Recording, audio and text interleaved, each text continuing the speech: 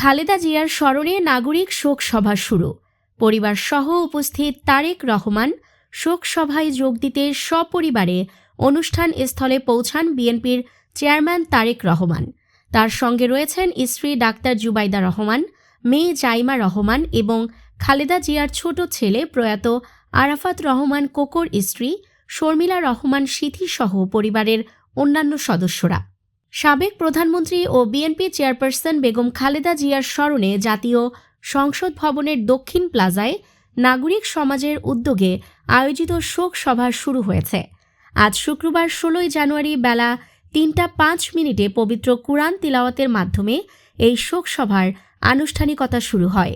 এর আগে বেলা ২টা ৫৭ শোক সভায় যোগ দিতে সপরিবারে অনুষ্ঠান স্থলে পৌঁছান বিএনপির চেয়ারম্যান তারেক রহমান।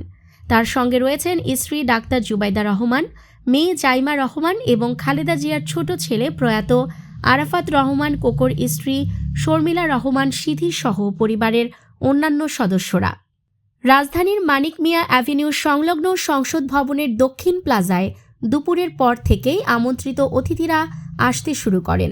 সাবেক প্রধান বিচারপতি সৈয়দ জে.আর. মোদাচ্ছির হোসেনের সভাপতিত্বে এই শোক সভায় উপস্থিত হয়েছেন বিএনপির স্থায়ী কমিটির সদস্যসহ দলটির জ্যেষ্ঠ নেতৃবৃন্দ। পাশাপাশি বাংলাদেশে নিযুক্ত বিভিন্ন দেশের কূটনীতিকেরা এই নাগরিক শোক সভায় যোগ দিয়েছেন। আমন্ত্রিত অতিথিদের জন্য আগে থেকেই ডিজিটাল কার্ড ও আমন্ত্রণপত্র পাঠানো হয়েছিল, যা ছাড়া কাউকে অনুষ্ঠানস্থলে প্রবেশ করতে দেওয়া হচ্ছে না। শোকসভার প্রধান উদ্যোক্তা বিশিষ্ট অর্থনীতিবিদ অধ্যাপক ড. মাহবুব উল্লাহ গত বৃহস্পতিবার এক সংবাদ সম্মেলনে জানিয়েছিলেন, এটি কোনো রাজনৈতিক কর্মসূচি নয়, বরং দেশের জনপ্রিয় নেত্রী বেগম খালেদা জিয়ার প্রতি জাতীয় পর্যায়ের মর্যাদাপূর্ণ শ্রদ্ধা নিবেদনের একটি নাগরিক ও মানবিক উদ্যোগ।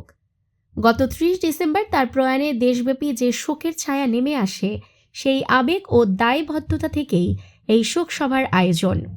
অনুষ্ঠানে কোনো রাজনৈতিক দলের নেতা রাজনৈতিক বক্তব্য দেবেন না।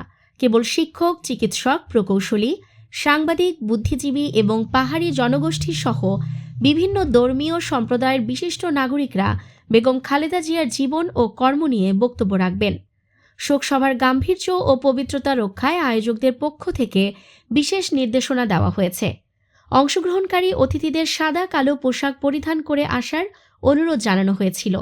এছাড়া অনুষ্ঠানের স্থলে কোনো ধরনের সেলফি তোলা, হাততালি দেওয়া বা দাঁড়িয়ে থাকা নিষিদ্ধ করা হয়েছে।